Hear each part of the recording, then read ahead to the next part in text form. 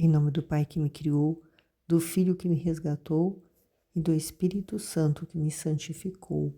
Divina vontade reina na minha vontade. Ó minha mãe, eu te amo e tu me amas.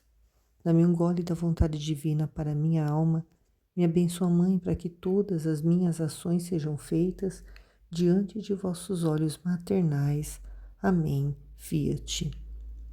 Suprema Majestade, eu venho em sua divina vontade, em nome de todos, do primeiro ao último homem que existirá na terra, para dar a ti as homenagens que tendes direito, as adorações, os louvores, o amor que cada criatura lhe deve, as ações de graça e fazer todas as reparações por todos e por cada pecado.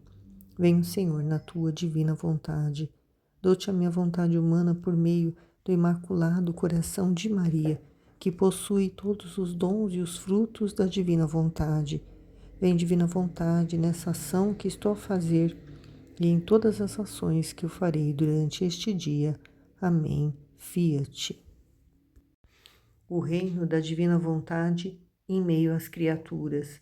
A chamada às criaturas à ordem, ao seu posto e à finalidade para a qual foram criadas por Deus. Volume 1.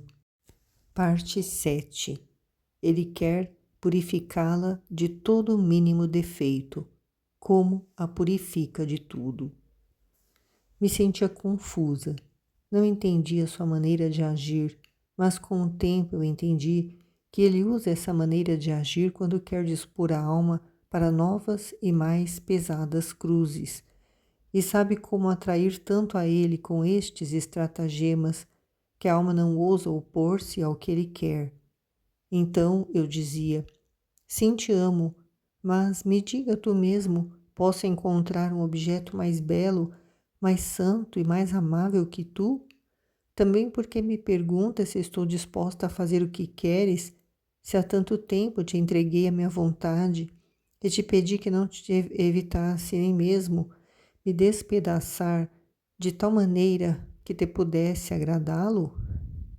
Eu me abandono em ti, ó Esposo Santo, obra livremente, faze de mim o que quiseres, dá-me a tua graça, pois por mim nada sou e nada posso. E ele me dizia: você está verdadeiramente disposta a tudo o que eu quero? Então me senti mais confusa e atordoada e dizia: sim, estou disposta, mas quase tremendo. E ele compassivamente continuou me dizendo: não temas, eu serei sua força. Você não sofrerá, mas serei eu quem sofrerá e lutará em você. Olha, eu quero purificar a sua alma de tudo, do mínimo defeito que poderia impedir meu amor em você. Quero provar sua fidelidade, mas como posso ver se isso é verdade, se não colocando-te no meio da batalha? Você deve saber o que eu quero. Colocá-la no meio de demônios.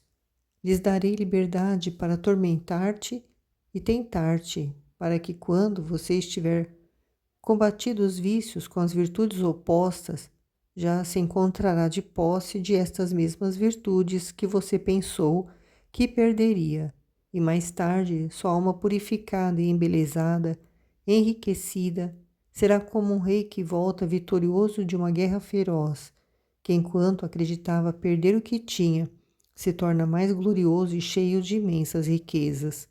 Então eu virei, formarei minha morada em você, e sempre estaremos juntos.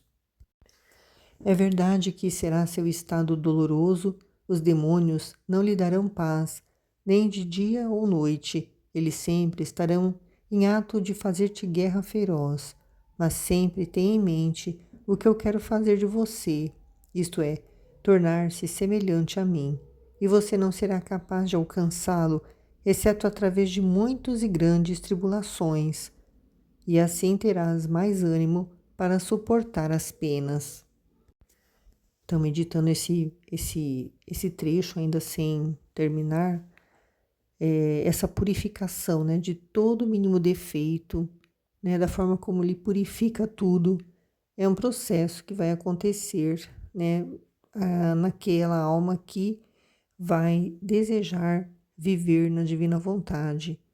Essa purificação da alma todos passamos, né? As contrariedades, as cruzes, né? Tudo aquilo que é contrário à nossa vontade, são coisas que ele permite que aconteça para nos purificar, para que nós aprendamos, né, que a vontade dele é que deve reinar e não a nossa.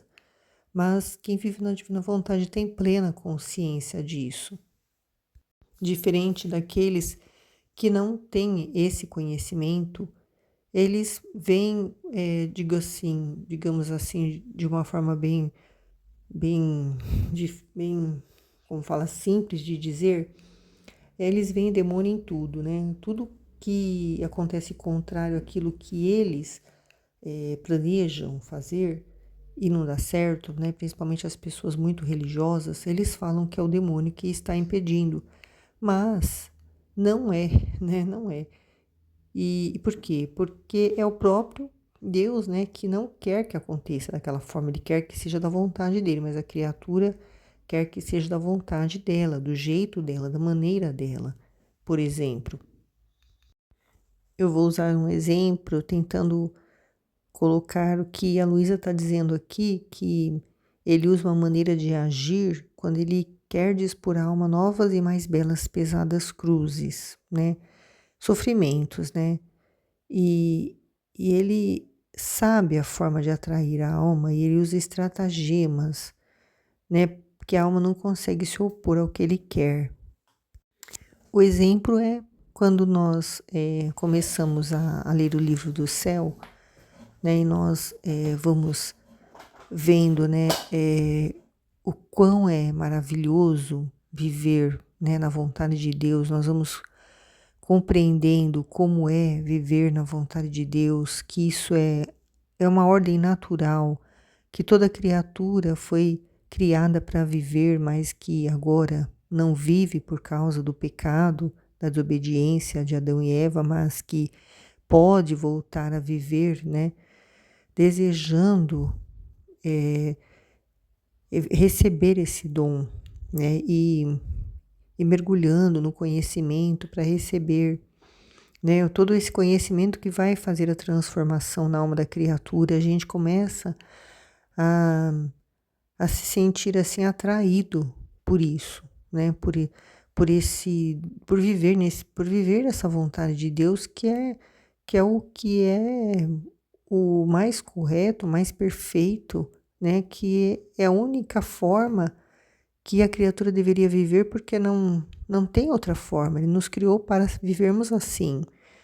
Mas nós não sabíamos disso, né? E quando nós passamos a compreender, nós vamos nos sentindo atraídos a viver e vamos cada vez mais desejando conhecer e amar essa vontade de Deus. Então, são essas estratagemas, né, que ele nos faz para nos atrair. Mas aí começa a purificação da alma, né? Então, ele vai dispor a alma, né, para as novas cruzes, né, para as cruzes mais pesadas, né, que é o sofrer de Jesus em nós, né? Todo o sofrimento que nós vamos passar, né, e que o sofrimento é o sofrimento normal, né, da vida de qualquer pessoa, né, seja ele qual for, né, o sofrimento, por exemplo, de perder um trabalho, de sofrimento de receber o diagnóstico de uma doença grave, né, tudo isso, essas cruzes, né, que podem acontecer na nossa vida, ele vai agindo para dispor essa alma para esses sofrimentos, para que ela possa compreender o valor do sofrimento, para que ela possa saber que através daquele sofrimento vai purificar a alma dela, para torná-la ela totalmente livre, né, para Jesus vir e reinar definitivamente na alma dela. Então ele não entra no lugar onde não é digno dele, numa alma que está cheia de coisas que não pertencem a ele, né? Coisas do mundo, coisas que não são divinas, que não são espirituais. Então, ele vai, né, trabalhar na nossa alma todo esse processo de purificação. Então, ele vai, né, fazer com que nós não nos coloquemos em oposição ao que ele quer. Então, essa pergunta dele, né, se estamos dispostos a fazer o que ele quer, é algo assim que nós vamos compreendendo, né, com o tempo, à medida que nós vamos tomando conhecimento, né, do que é esse abandono nele, né, o que é esse tornar-se um só com ele. Então, ele vai fazendo esse trabalho na nossa alma de gole em gole. E quando nós nos colocamos à disposição, né, e no início a gente fica mesmo um pouco temeroso, né, que será essa cruz, esse sofrimento, né, que ele está dizendo que nós vamos ter que passar, né, mas não é como o da Luísa, né, na questão aqui dos demônios, né, e nem do que vai acontecer com ela com relação a, a receber, né, a crucificação. Ela era crucificada, o próprio Jesus que pregava ela na cruz, né? Tudo isso era algo que acontecia espiritualmente, é claro, mas é que ela ia ser a primeira a receber, ela ia ser a cabeça da missão, né? Ela ia ser a portadora de receber o dom da divina vontade, a primeira criatura, né? Que é pecadora, digamos assim, porque a primeira que recebeu foi a Virgem Maria, só que ela era pura, né? Sem pecado, então para ela, né, não teve nenhum empecilho, nenhuma dificuldade, nenhum impedimento. Mas para Luísa, ela tinha que passar por essa purificação até com o sentido aqui, né, de purificar a alma dela de tudo, né, do mínimo defeito que poderia impedir o amor de Deus nela, né? O amor de Deus é o próprio Jesus que é viver nela, né? E provar a fidelidade dela, né? Porque ele prova, ele está sempre nos provando, né? Ele quer realmente saber em quem que ele vai colocar esse dom, em quem que ele pode confiar, quem vai querer realmente viver, né? Dessa vontade divina.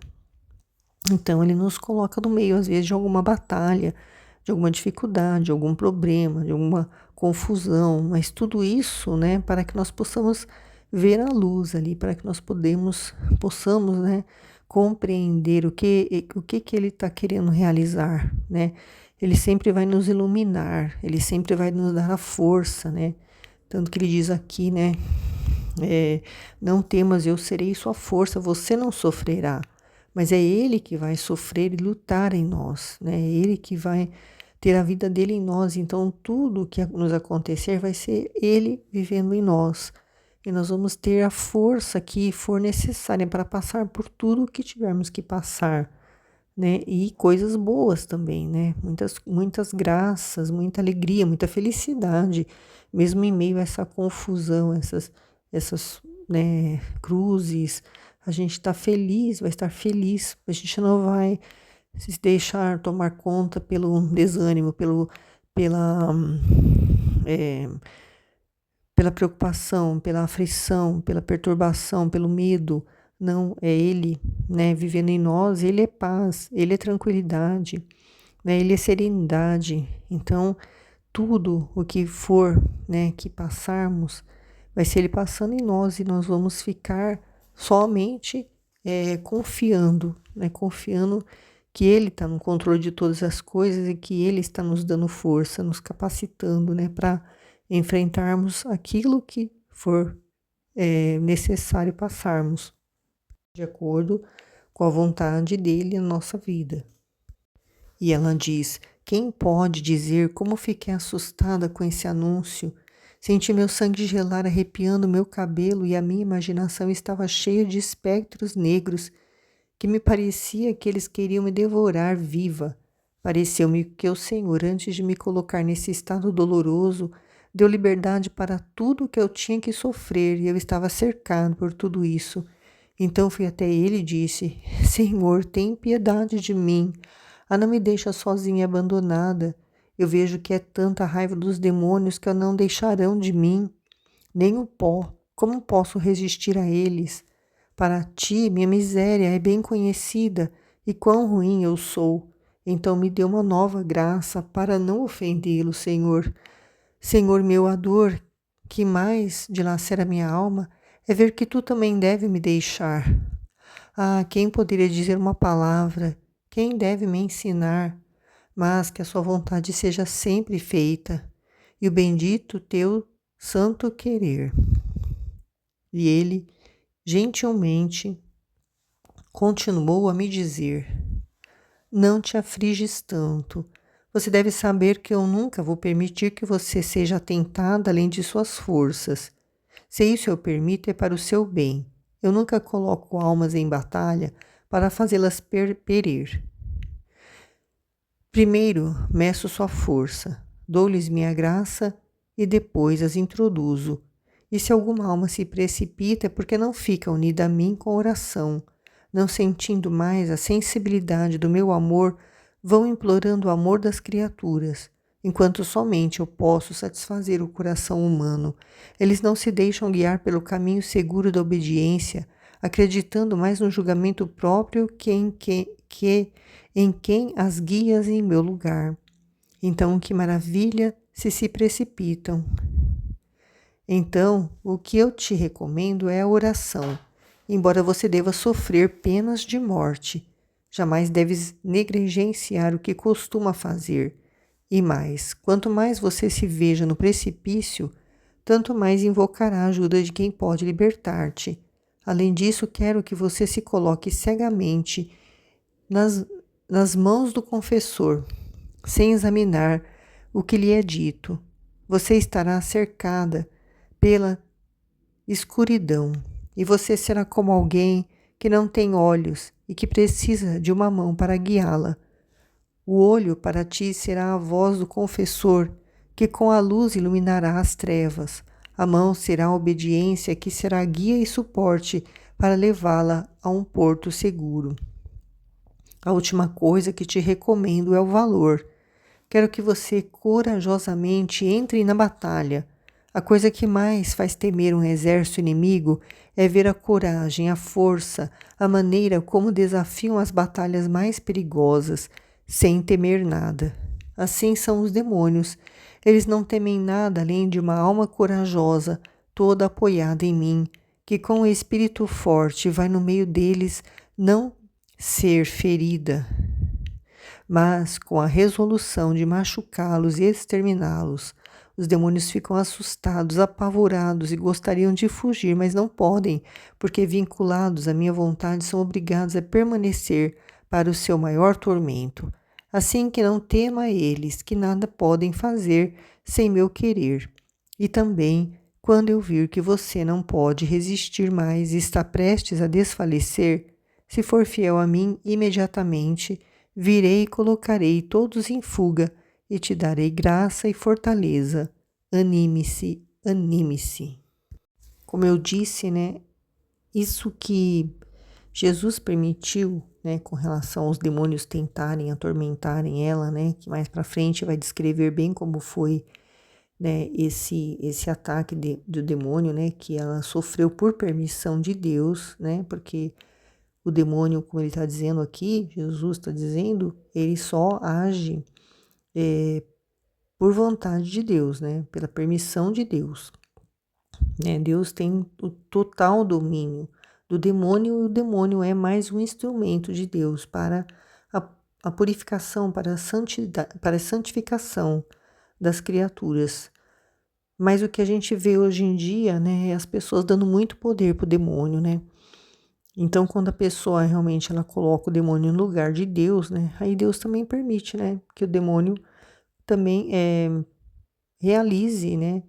Milagres, assim, digamos, né? De poder fornecer para a pessoa tudo aquilo que ela pede para ele, né? Que a gente sabe que isso existe. E só que o demônio ele cobra, né? Ele cobra no final. ele quer um pagamento, né? E o pagamento é a alma da criatura, né? Assim como Deus também, ele permite todo o bem, né, que aconteça conosco, né? Só que não é um pagamento que ele quer só um reconhecimento, né? Um reconhecimento de que todo bem, toda graça, tudo de bom que nos acontece vem dele, somente dele. Mesmo que seja através de criaturas, através de coisas, tudo é bem dele. Se a pessoa consegue comprar uma casa, é porque ele deu a graça da pessoa conseguir a casa, né? Que ele deu a graça para ela trabalhar, para ela conseguir, né, pagar as prestações da casa, né? E ter essa casa. Então tudo é dele, vem tudo dele. E ela reconhecendo isso e sendo grata, ela já alcança o céu, né? Alcança a eternidade no céu, né? E agora a pessoa que vende a alma, digamos assim, pro demônio e a hora que ele vai cobrar, né? Ele não quer só um reconhecimento, não. Ele quer mesmo um pagamento, né? E aí a pessoa pode correr o risco, dependendo da situação, né? Só Deus que sabe quem se salva ou não, ela pode ir para o inferno, né? E viver lá por toda a eternidade. Então, essa o agir do demônio na nossa vida, né? É só aquilo que Deus permite. Mas ela diz, né, que seja sempre feita, né, o teu bendito e santo querer, né? Ela aceita, né, que a vontade dele sempre seja feita, né? E porque ela quer, né, viver a vontade divina, né? Então ela se sujeita a tudo, mas nós não passaremos por isso, né? Nós que estamos agora, né, lendo o livro do céu, que fizemos a consagração da nossa vontade através dos 31 dias com Maria, né? E que estamos lendo, meditando, compreendendo, né? A purificação de cada um vai ser aquilo, né, que Deus vai realizar na obra, na alma, né? Na alma de cada um. Porque ele diz que ele nunca coloca almas em batalha para fazê-las perecer, né? Para fazê-las, para perder a alma dela, né? Primeiro ele mede a força dela, né? Ele dá a graça dele, depois ele as introduz, né? E naquela batalha, naquilo, né, que vai fazer com que ela purifique a alma dela, né, num sofrimento muito grande, né, aquilo que ele quiser realizar. Então, se alguma alma, né, se precipita, né, ela se desespera, ela, né, não consegue ficar em paz, é porque ela não fica unida em oração a Deus, né, quando ela está passando por uma batalha espiritual muito grande, mas ela não vai sentir o amor dele e vai buscar, né, o amor das criaturas, enquanto somente ele pode satisfazer o coração humano. Então, como que seria um exemplo disso? Que a pessoa ela está passando por uma doença muito grave e aí ela vai fazer um tratamento, mas ela está vendo que o tratamento não está sendo da forma como ela esperava, né? Não está conseguindo o resultado que ela esperava, né? Um tratamento de câncer, por exemplo. Aí o que que ela faz? Ao invés dela ficar unida a ele, né? Em oração, porque ele já deu a força, ele já deu a graça, né? Para ela poder passar por aquela situação. Mas ela, não sabendo disso, não ficando unida dele em oração, ela vai buscar o quê? Por exemplo, um tratamento alternativo, né? Ou vai buscar até sei lá, um centro de umbanda, né? Fazer um trabalho lá para ela poder ficar livre daquela doença, porque ela não quer ficar doente, sendo que aquela doença era a cruz, né? Que ia purificar a alma dela, né? Que ia fazer com que ela ficasse com a alma mais livre para ele poder trabalhar na alma dela, né? E ela não entende e vai buscar, né, outros meios, né? Vai buscar vai implorar o amor das criaturas, vai implorar o que as criaturas têm para poder fazer para ajudar o problema dela, né? Enquanto que só ele pode satisfazer o coração humano. Então, e não se deixam guiar pelo caminho seguro da obediência, né? Uma pessoa que é católica, né? Ela confia em Deus. Então, ao invés dela obedecer, por exemplo, o que o padre aconselhou ela na confissão ou num atendimento, o padre falou: não, você tem que confiar em Deus e seguir nesse tratamento porque vai dar certo. Não, ela pega e desobedece e vai buscar esses outros meios que eu falei, acreditando mais no julgamento próprio que em quem as guia no lugar de Jesus, que é o sacerdote, né? Ele que está ali no lugar de Jesus. Né, como alguém que vai falar, né, que Jesus vai usar para falar para aquela pessoa o que ela tem que fazer. Então, elas se precipitam. E aí ele diz, então, o que eu te recomendo é a oração. Né, embora, né, ela vai sofrer penas de morte, né, no caso dela, ela vai sofrer muito com o ataque dos demônios, né, mas ela não pode negligenciar, né, o que ela costuma fazer, que é estar em oração, né? Quanto mais a pessoa se vê no precipício, tanto mais ela vai invocar aquele quem pode libertá-la, né? Quem que é? É Jesus, Jesus que pode libertá-la daquela cruz, daquele sofrimento, daquela dor, daquela doença, é ele que pode. Então ela tem que confiar que tudo o que acontecer com ela vai ser a divina vontade, né? A vontade de Deus agindo na alma da criatura para purificá-la, né, de todo mal. Então, ele quer que nós nos coloquemos cegamente nas mãos dele, né? Coloquemos cegamente nas mãos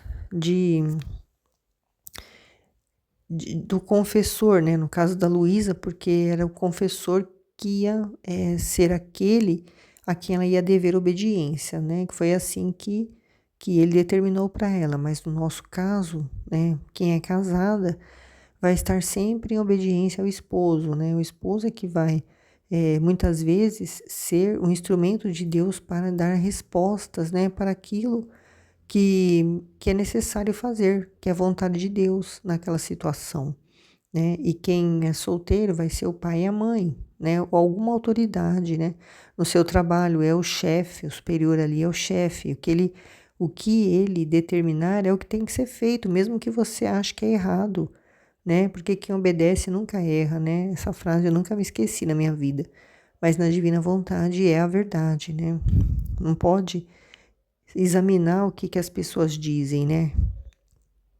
Tem que só ver que a gente tem que obedecer, né? A gente tem que aprender a obedecer, né? E ele usa de autoridades, né? Para que nós possamos estar nessa obediência. Então, a gente fica assim, como Jesus está dizendo aqui, quando nós estivermos cercados pela escuridão, né?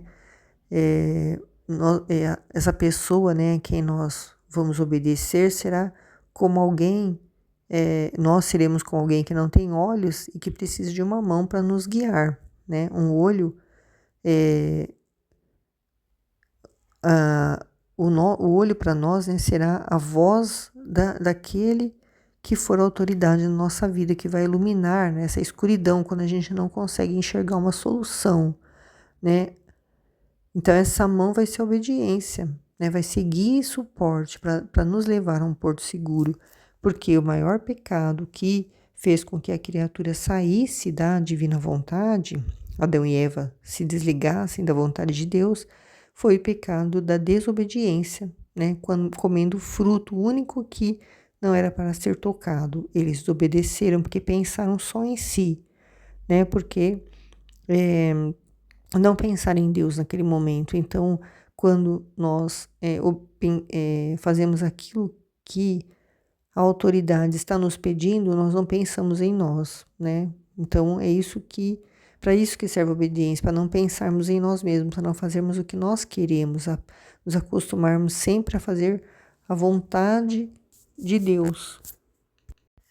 E a coragem, né? Por último, né? Ele vai falar, né? Que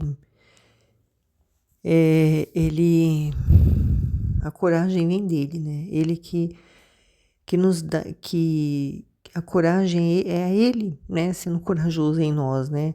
Vivendo na divina vontade, nós vamos compreendendo isso, né? E não ficar com medo nunca de demônio, achando que o demônio pode, que é o demônio que está nos impedindo de fazer alguma coisa, mas não. Se há alguma coisa nos impedindo, é porque não é para ser feito, porque a vontade de Deus é que não seja feito, né? Então, a gente tem que se aceitar a vontade de Deus, né? Nós temos que estar sempre vinculados à vontade dele. Então, nós não vamos temer, né, demônio nenhum, né? Eles não podem fazer nada sem a vontade de Deus, né? E ele coloca em fuga os demônios, né?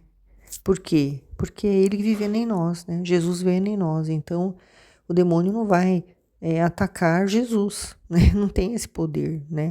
Jesus é poderoso, né? O poder dele domina, né? Sobre tudo e sobre todos, principalmente sobre o demônio, né? O demônio não tem força nenhuma, ele só serve para assustar, né? E Jesus utiliza muitas vezes deles, né, como um instrumento também para conduzir as pessoas para o céu, porque se as pessoas, sabendo que existe o demônio, que existe o inferno, mesmo assim elas estão se consagrando ao demônio, né?